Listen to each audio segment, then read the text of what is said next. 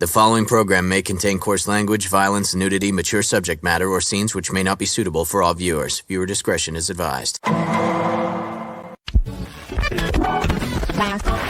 All Hit Radio.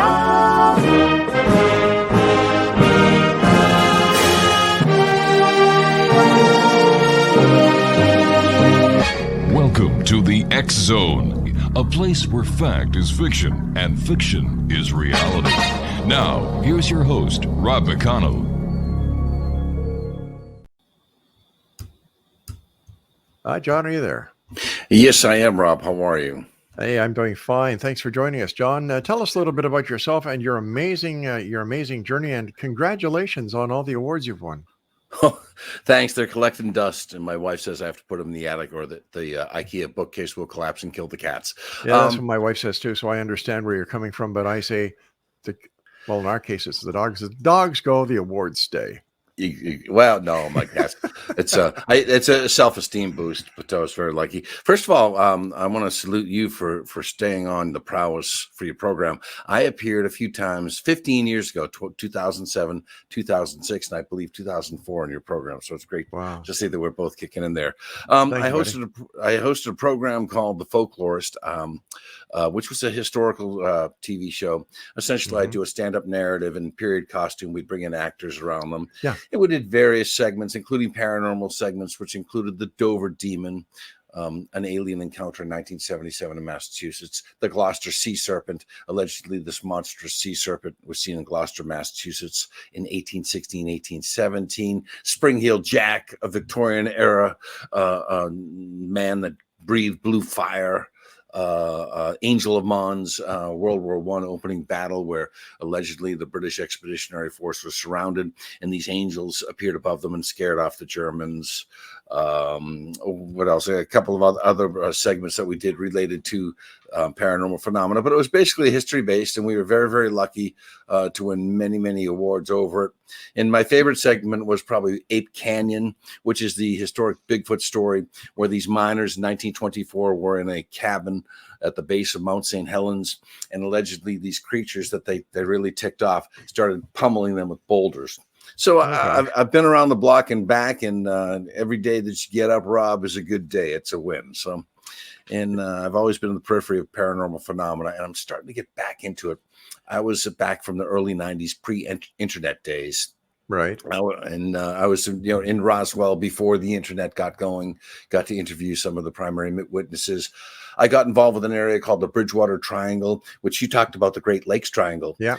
In our area, which has anomalous creatures, whether it's balls of light, UFOs, Bigfoot, giant birds, giant snakes, giant cougars, giant dogs, in giant stories, a lot of hyperbole, exaggeration, and embellishment as well. So, but it's always fascinating. Where did your interest come from, John?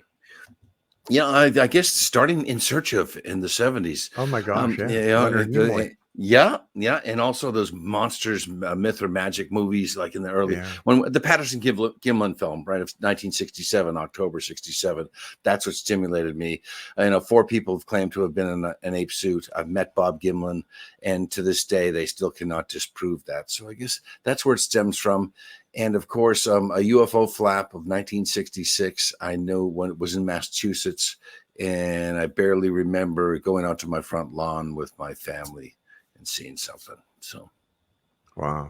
Yeah. What's your take? I'm just going to go on a little bit of a sidetrack here and ask you about what is your take on Skinwalker Ranch? It creeps me out. I was really in that. Yeah, absolutely. And the studying, it's a portal. I think there's demonic presence there. There's alien presence there. I think that in Bigfoot research, you have the argument between the people who associate Bigfoot with UFOs and the flesh and blooders. Okay. And Skinwalker Ranch, Colm Kelleher's book, which came out 15, 16 years ago, where he said this ape-like creature emerged from like this light portal. Very strange, very odd. I believe there's that the research that they're doing, and there's other portals like Skinwalker Ranch. Yeah.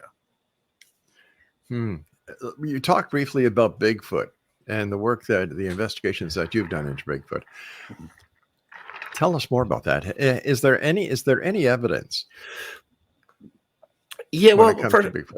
Well, I can't believe in Bigfoot because I've never seen one, but I believe people have seen one. And I believe in the people Right. who've seen one. And there's, with more and more cameras out there, everybody has a camera going instantaneous. It's no longer the camcorder on your shoulder. Right. They have drones too.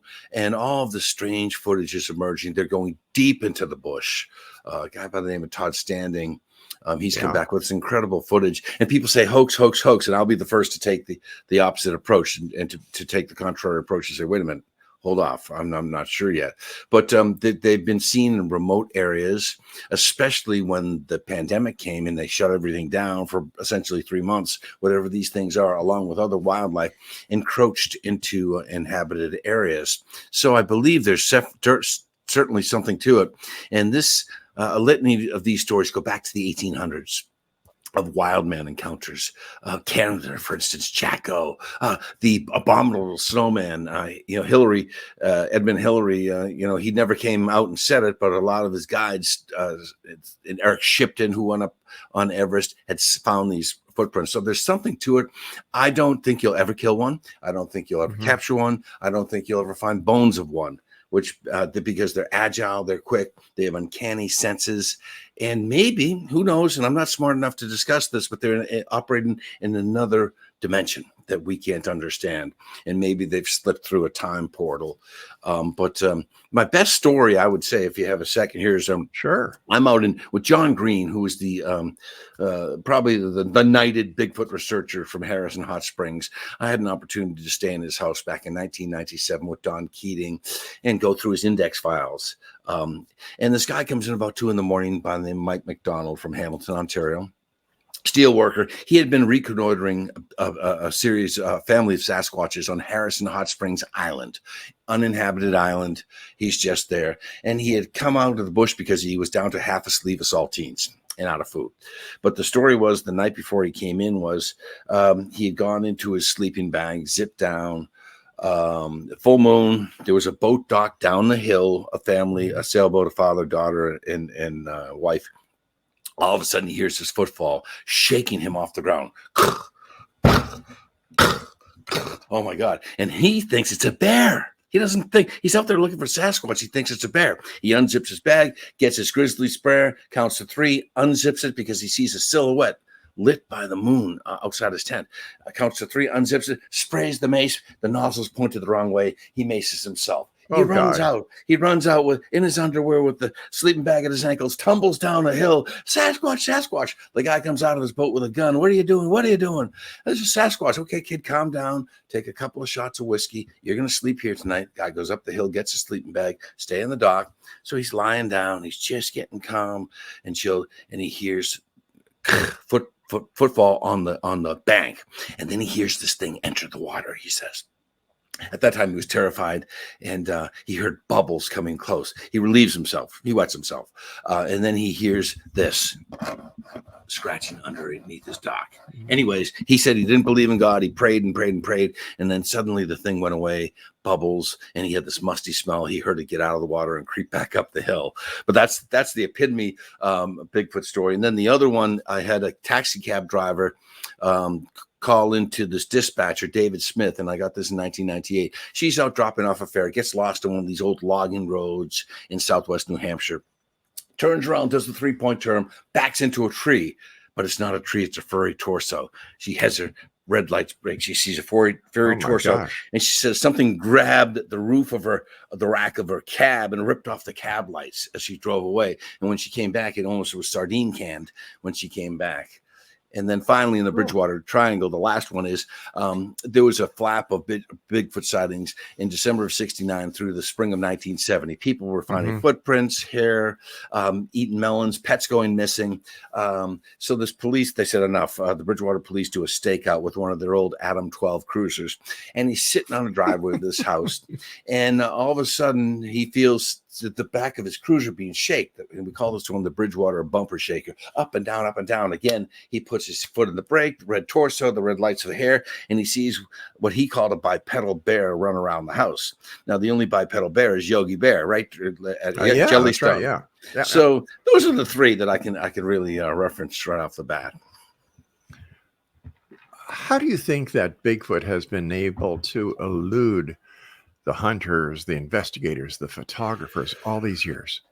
Well, the photographers, some of them got them. There are hoaxes out there. And there's a tremendous pathology afflicting Western civilization, and especially our content. They lie, then they lie about their lies, then they deny their lies, and then they accuse you and I of their lies. So there's just embellishment, as I said, hyperbole, exaggeration. But they have caught these unexplained images. Hunters have shot at point blank range. The thing turns over its shoulder, walks. They found blood droplets, or so they claim, footprints, scat droppings, but periphery evidence. They don't have anything hard. And one guy came out over 10 years ago with a body, and I called hoax before I even saw it. He had a rubber body. And there was a hoax back in 1967 called the Minnesota Iceman, where somebody claimed to have had the body of a Sasquatch. And again, here it is. We're in 2022. They're not going to find one. They're not going to catch one. So it's more and more people claiming to see it. It's the big hit of the internet. You want viewers, all you got to talk is Bigfoot on the internet. So it's elusive. John, we've got to take our first break. What is your website for our listeners that they can go and visit? I have so many of them, but I guess that they could go to US Folklore, FOLKLORE.com. That would bring them to my portal of my historical lecturing. John, stand by. Nice seeing you again. And once again, congratulations on all your awards and the great work you've done over the years. Thank you. X Zone Nation, John and I will return on the other side of this break as the X Zone continues with yours truly, Rob McConnell, from our broadcast center and studios in St. Catharines, Ontario, Canada. Don't go away.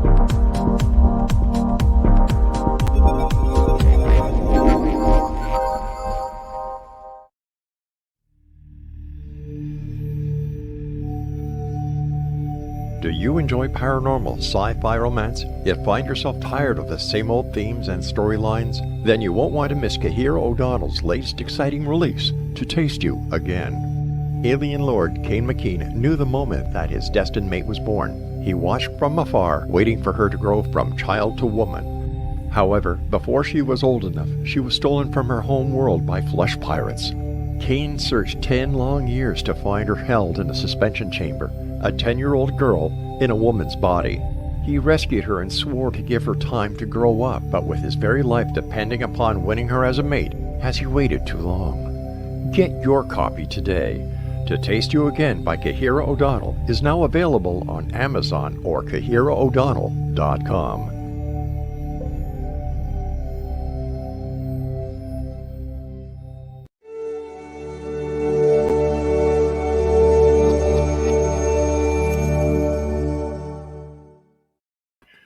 Explanation. John Horrigan is our special guest. USfolklore.com is the website. And John, over the years, you've spoken to many interesting people. One of the most famous UFO abduction cases, the Betty and Barney Hill case. And I understand that you actually had the opportunity of interviewing Betty Hill herself. What was that like? Well, first of all, I went in unprepared to the interview. Paranormal researcher Lauren Coleman had set up an interview with Betty in September of 1999. And coincidentally, by the way, 62 years ago tonight, she first reported her sighting to Pease Air Force Base, September 21st, 1961. And I had lost the tapes for 10 years and found them in 2009, the VHS recording. And then in 2019, I found the super VHS recording. So if you go to YouTube and look at the lost Betty Hill interview, John Horrigan, you'll find it.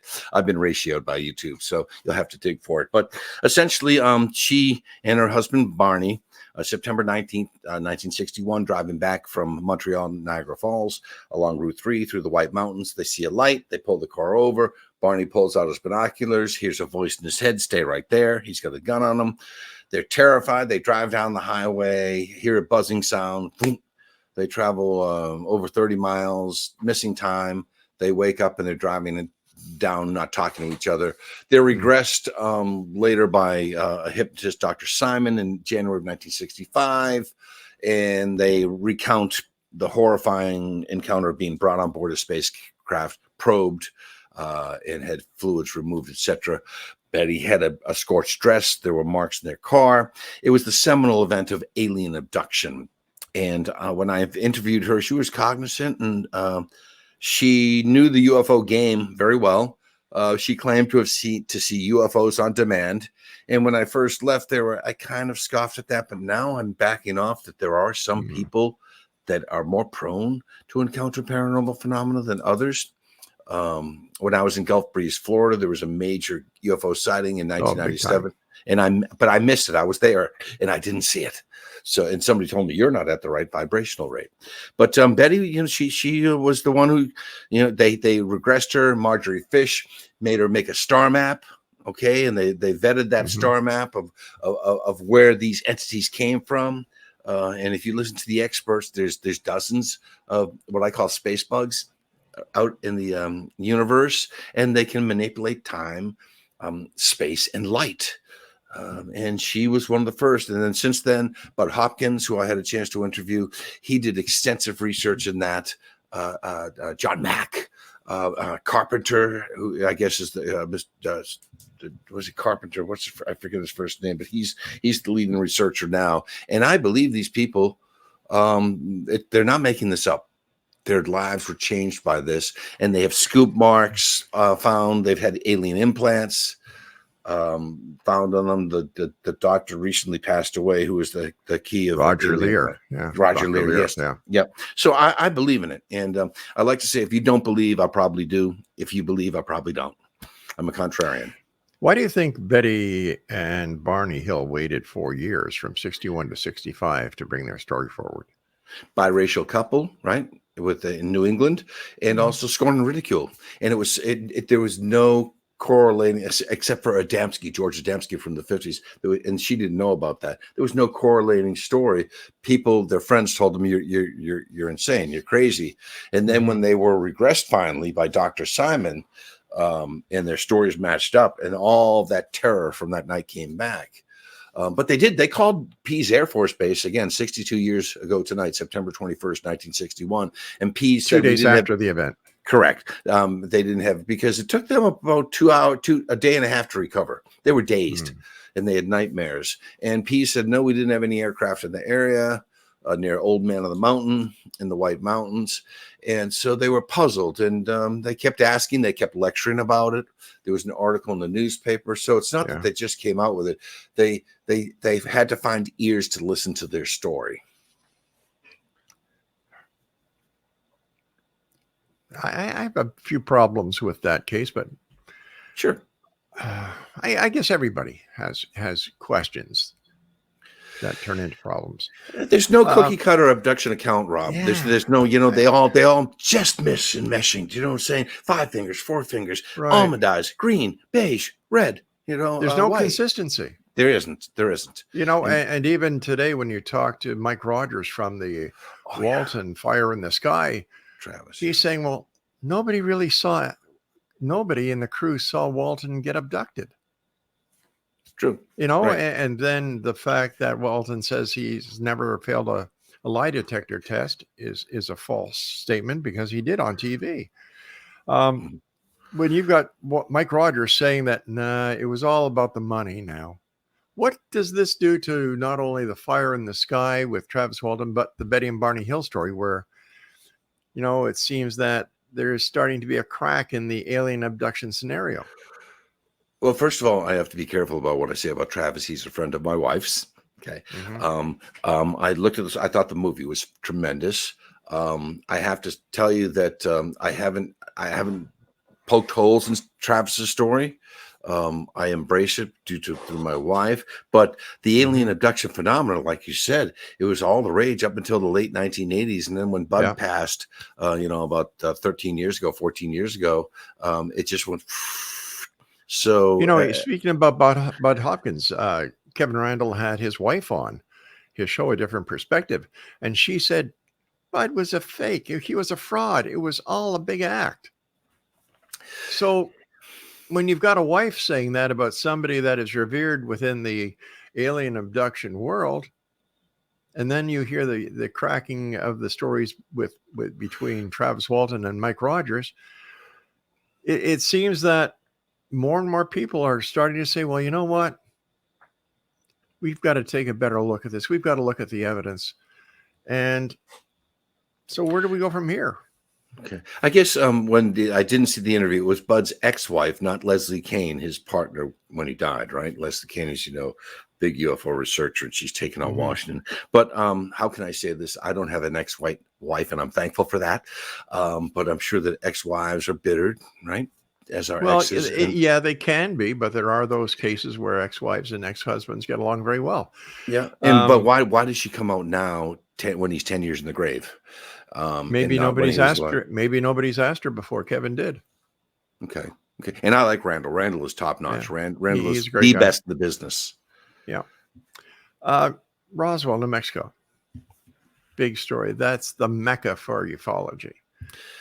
I know that you were there and you had the opportunity of meeting some rather encountering people and experiences that you had going back to what, the 1990s?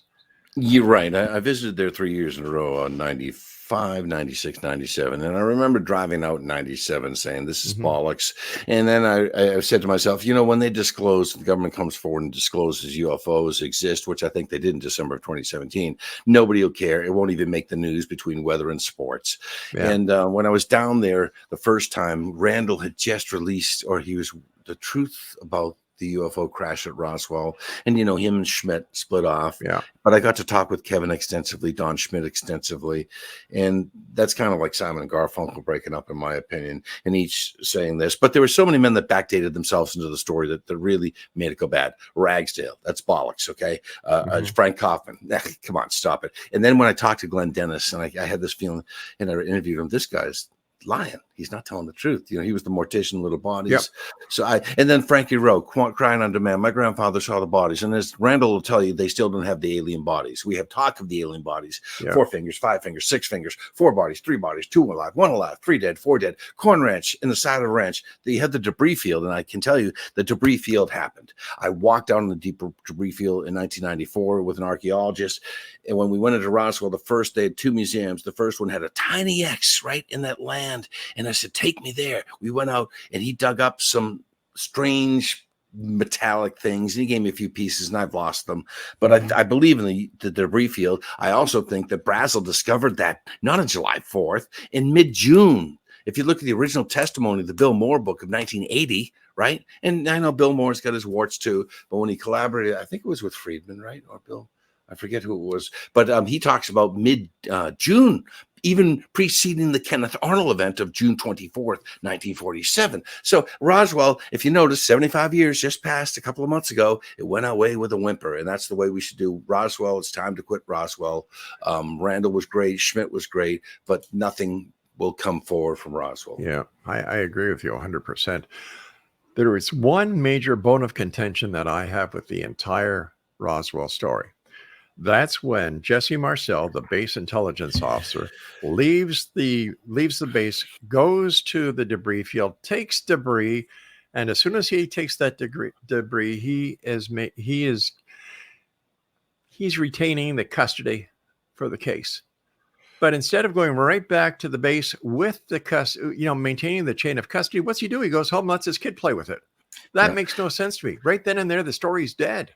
Yeah, but Jesse Marcel Jr., high integrity guy. Okay. And I know he passed, but I got to talk with him and he was consistent, the I-beams and the different markings. But here's my theory. Walter Haut, if you look at that press release, it's a joke. A flying saucer landed. It's being stored on a ranch. Who could, back then it's like a game of telephone, children's game. He was picking up phones, Haut, left and right. And somebody was asking him questions. Yeah. He put that into the story. But I bet you Butch Blanchard with a cigar in his mouth said, hey, put out a press release. They found a flying saucer outside Corona in this ranch, Mac Brazel, and that's it. And he walked away, and everything else was Walter Haut. Everybody else got promoted, so did Marcel, but Haut got drummed out of the military a year and a half later, okay, with no accolades. But I think he brought this story, he embellished it, he brought it down, and all these phone calls came in with the headline. Ramey had to retract it. I think they flew the debris to Wright Field in Ohio and also Fort Carswell in Texas. But it was Haut who came up with that ridiculous story of a flying saucer captured intact and landed at a ranch. That was Haut's writing, nobody else's. I know that based on the date of July 4th, was it July 4th, the original crash date that was out there? A lot of research has been done on the mogul theory. And according to all the research that has been done on that date, there were no mogul flights. However, radar. Has anybody ever gone to the date in June that you told us about, June the 10th, to check the mogul flight records back then? That's a good one, Rob. There you go. Yeah. That could be. And, it depends on what day of the week. If it's a weather balloon, because it just reads like a weather balloon, doesn't it? The debris. Sure does. It reads like a weather balloon or a raw one target balloon, or as you said, Project Mogul, which is top secret, listening to Soviet detonations of nuclear weapons in 1947. And you're just outside the only nuclear wing in the world, the most powerful and deadly wing in the world at Roswell. Put it this way, if it came down at the right place, just outside of White Sands Proving Ground, near Trinity Site. And I often think Trinity Site was July 16, 1945, in almost 2 years to the day Roswell happens. So were these entities 2 light years away, or were they on patrol 2 years away? I always thought about that because they were attracted by nuclear weapons, rocketry, and I think radio signals. One of my theories is Jack Benny's radio show, the biggest broadcast ever coming off of Earth. The first one was in December of 1932, I believe. So Jack Benny has passed 300 stars already, but I'm just wondering if that radio signal went out there as if a Horton hears a who. We are here, and that attracted them. Who knows, Oh, my goodness. But what about the guy who kind of started all this, Kenneth Arnold? I believe him. Saucers skipping across water. There was a spate. If you look at the historical record of after June 24th, 1947, Arnold sighting, and all the strange things, the Maury Island that led up to Roswell, there were things darting about the atmosphere. Boom, boom, boom, boom. And again, it's as if flies got in the house, right? Somebody left the screen open and there were moths in the house, but everybody's seeing them. There's reports over Roswell on July 2nd. And of course, a massive rainstorm strikes the night of the 4th. And I actually experienced one the night of the 4th in 1997 on the 50th anniversary. But the thing that they don't talk about, Rob, have you heard about Barney Barnett, the plains of San Augustine, right? No. An alternate crash site. Well, it's interesting. It's in the original Moore Friedman book of 1980. And I like to go to the original sources. Barney Barnett was he worked for the government, a soil conservationist engineer out near Socorro in this salt flat called Plains of San Augustine. He apparently came up upon, again, crash saucer. Archaeologists then come in. There's dead bodies everywhere. Then the Army swears them to secrecy or we'll kill you. And then that's taken and moved to the Heart Canyon episode, which I don't believe in, Aztec, and some other flying saucer encounters. So either you have no flying saucer crashes or multiple. You can't have one. You can't. And, they can't come halfway across the galaxy and then crash into a side of a mountain outside of Roswell. It just doesn't make any sense to me. But the Barney Barnett story. I'm sorry. Yeah. Is it possible that Kenneth Arnold's story was, I'm not doubting the validity of what he says he saw, but is it possible that what he actually saw was military aircraft? I mean, there are military bases out there, in that area. We do know that there are bases in the sides of mountains that they actually have. We know that this isn't a conspiracy or a cover-up. Sure. But this Arnold, he seemed like just the facts man type of guy, down to earth, experienced pilot, just didn't seem prone to lying, didn't like all of the press that was upon him. And I'm not saying he was lying. I'm not saying he's lying about he misidentified something. Thinks he saw. Yeah, exactly. In the squadron, I guess the speeds that they were traveling and the formation, though, for us to put that many jets up at that time in formation without a sound, you got to remember the jets that we had flying. Do we even have F-86s back then?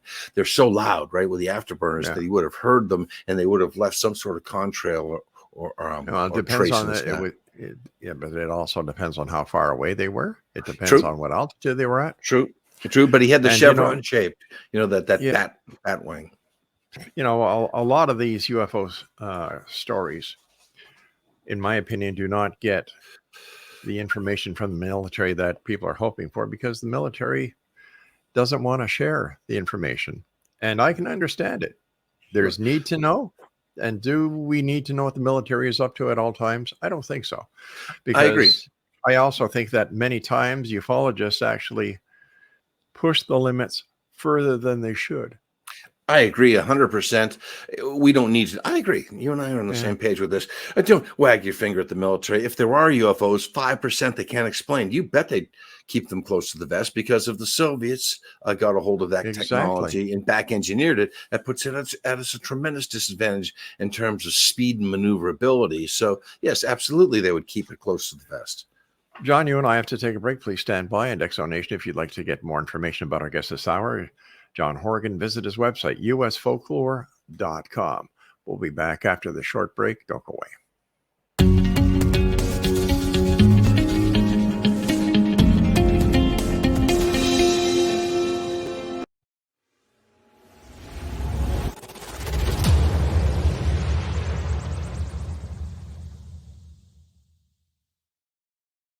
So I was watching the X Zone TV channel last night when I was abducted by aliens, and they kept repeating to me over and over again, simultv.com, simultv.com. What's simultv.com? That's what I asked them. They had it written on the side of their UFO. How do you spell that? UFO. No, I mean simultv.com. simultv.com. simultv.com. Right. simultv.com. Interesting that you were abducted by aliens in a simultv.com UFO last night. Oh, yeah? Yeah. Now that you mention it, I remember now last night I was awakened from a deep sleep. My great-grandmother was standing there. She said she'd come from the hereafter to tell me about simultv.com. She even spelled it out for me. simultv.com, sonny boy. simultv.com. simultv.com, sonny boy. Wow. Yeah. Guys, you'll never guess what my psychic guru just told me. simultv.com. Exactly. Are you guys psychic too? Of course. We all know about simultv.com. simultv.com.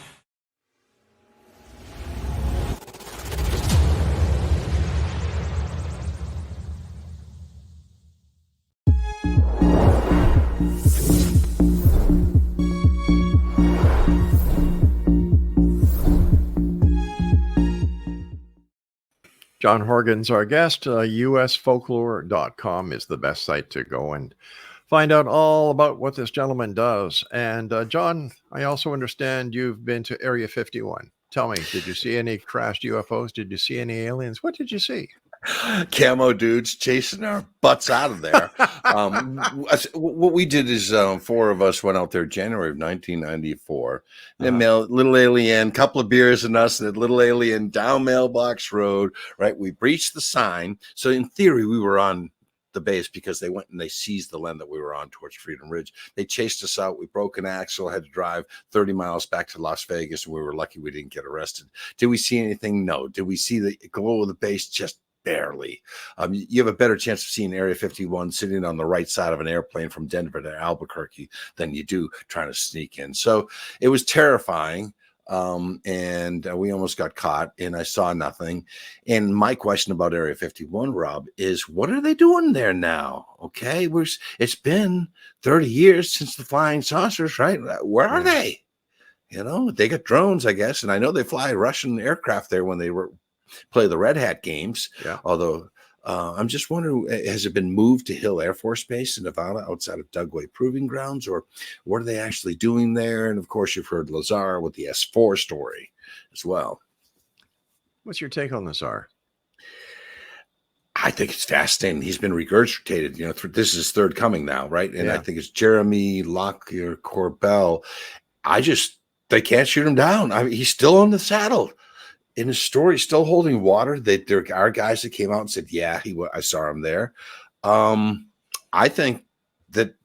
I think it's valid in his videos that I saw, and I think there's something to it. Recently, I saw a story about some archaeologist wandered into S4. Did you hear about that? Back in the 90s, he came in from the west, and he'd hide during the day and travel at night. And he allegedly saw some garage door opening in the hills of S4, right, Section 4, and he saw some sort of bright light inside there. So I think there's something to it. My father died 2 days ago, so I can tell you this. I'm going to tell you a story now. I'm sorry. It's okay. He was with the military intelligence, would fly out to Nellis Air Force Base. And the story he told me is when they brought out the craft onto the tarmac, is they knew when the Russian satellites were coming overhead, and they pulled them back into the garage, wait for the recce birds to fly over, and then bring the hardware back out and fly them. So I know that there was, he worked on stealth, the F-117 there. B-2, etc. So I know for a fact that they were doing advanced military aircraft out there, and they were certainly cognizant of Russian satellites flying over. Exactly. They were also doing a lot of work on the Apollo mission, and we've had T.D. Barnes on, a former contractor for the CIA that worked at Area 51 and S4, and he says there are no UFOs there. There are no aliens. The only aliens that are, though, are the Mexicans that work for the government. Yeah. But again, it's all speculation. It's conjecture until you see one, just like Bigfoot, right? Yeah. Somebody told me they saw one. I've never seen one. I don't want to see one. I've never seen a UFO. I don't want to see a UFO. You don't? No, then I'd have to go back in, and I'm OCD. I'd go down the rabbit hole too deep, and there's other things, and I'm afraid of that, going down the rabbit hole. I really exercised myself from ufology at the end of the 90s, and I'm just putting my toe back in the water now. But with the internet and there's just so much garbage out there. There is. The people that don't know, and then you get guys like Randall who's top notch with me. I like Schmidt and Carey. I'd like Stan passed away, as you know. Guys like Don Ledger, Chris Stiles from Shag Harbor, Stan Gordon from Kecksburg. Those are the guys that I really like, the UFO researchers. And then the guy down Stephen, who's the one trying to attract UFOs? Stephen, the Dr. Greer. I admire him for doing that, but. Yeah, he's in. I think he comes from a different planet than most of us, but I'm from outer space as well. So, who am I to talk? You were talking about Shag Harbor, October the 4th, 1967. Have you been there? And what is your take on what really happened? Yeah, well, I got to know Don Ledger and Chris Stiles, who wrote the seminal book on the Shag Harbor incident. And you've heard of USOs, unidentified submarine or submerged objects. The ocean's a great place to hide. Okay, and there's been countless reports from ships, whether they be military or just fishing craft, have seen lights come out and fly up. But the story says that on that evening of October 4th, 1967, Shag Harbor, which is on the southern tip of Nova Scotia, residents there, some kids partying, they see this aircraft go in the water. They think an airliner's crashed. Royal Canadian Mounted Police go down and investigate. They get fishing boats out there within the next 3 hours. Some of them describe this yellow foam on the surface of the water coming up to the side of their ship. Then the Royal Navy throws divers down there. We thought that they just went down, came back up. Now we're learning they were there for several days. There are reports saying they were rotating lives, a huge round craft. Some have reported unofficially underneath the water. Then it moved off at an incredible speed offshore and then flew up and out. And of course, it was at the tripwires. This is SAC, Strategic Air Command, some very sensitive waters to probe for Soviet submarines.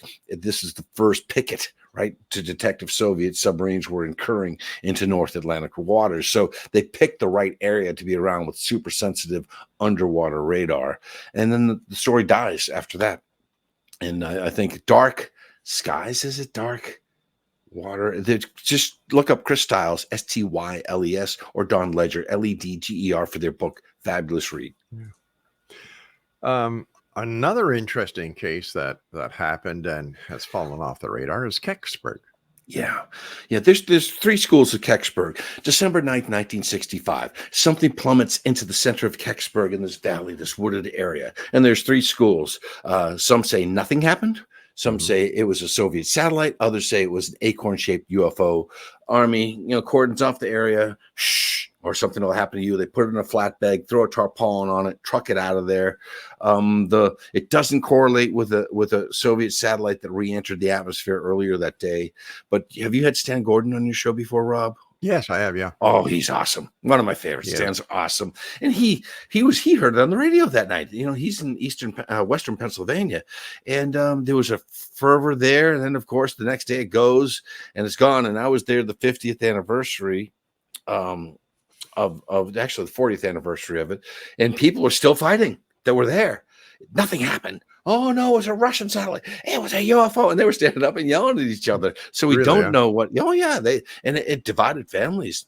And I remember walking down into the area, and it was creepy parking my car and coming back. And then a police officer like this, what are you doing here?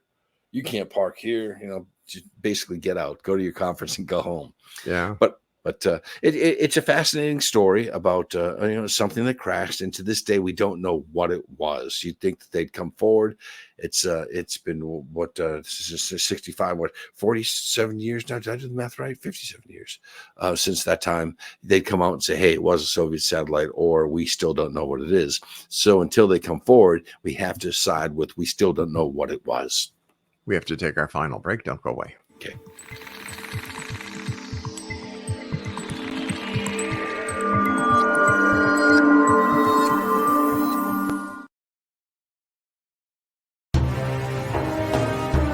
To be accosted in her bed and abducted by aliens was the last thing Michelle expected. Yet the fateful morning of her destined death changed everything. Lord Lan Ramos, Alpha King of Vidar, the monstrous befanged alien looming over her bed, was her destined mate come to save her from certain death. He is a telepathic mute shifter. Can Michelle accept him and his animal? Once on Lan's home planet, Michelle becomes increasingly psychic, revealing her as the fabled Oracle of Vidar. As factions conspire to destroy them, will they overcome mounting threats? Will Michelle's growing gifts save them, or ultimately destroy her? Don't miss this sci-fi shifter romance with charismatic and engaging characters.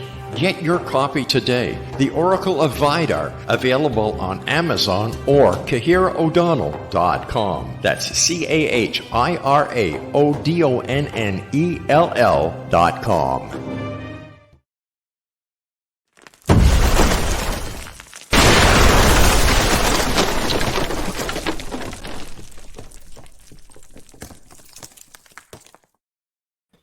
Welcome back, everyone. John Horrigan's our special guest. USfolklore.com is his website. First of all, John, thanks very much for coming on. My pleasure. I hope that this is going to be as long a period in time as your last visit with us.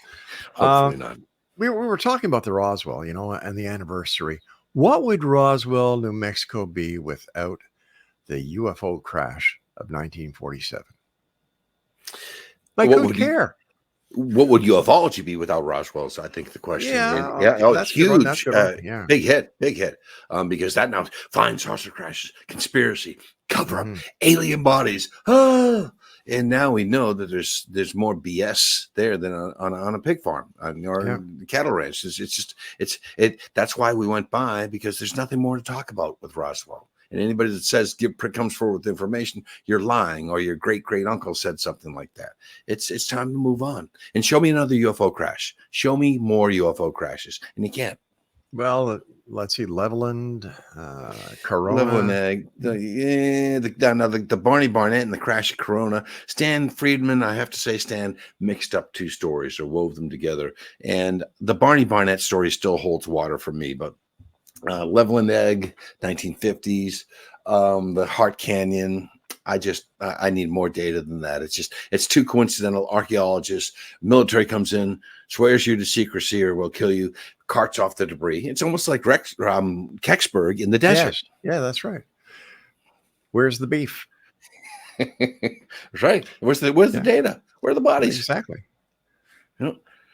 What about the San Luis Valley? Or the San Luis Valley in Colorado. Yeah.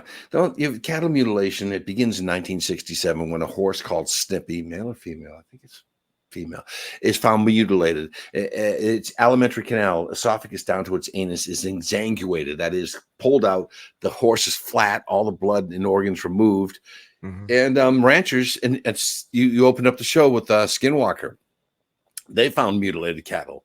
And of course, they're associated with black helicopters, silent helicopters, UFOs and lights. Some people speculating that these space bugs, they need the nutrients and the enzymes from the cattle, or it's a government experiment for bad cow disease. But I got to interview Chris O'Brien, who I consider to be the foremost authority on cattle mutilation. He had two great books, Enter the Valley, and the first one was The Mysterious Valley.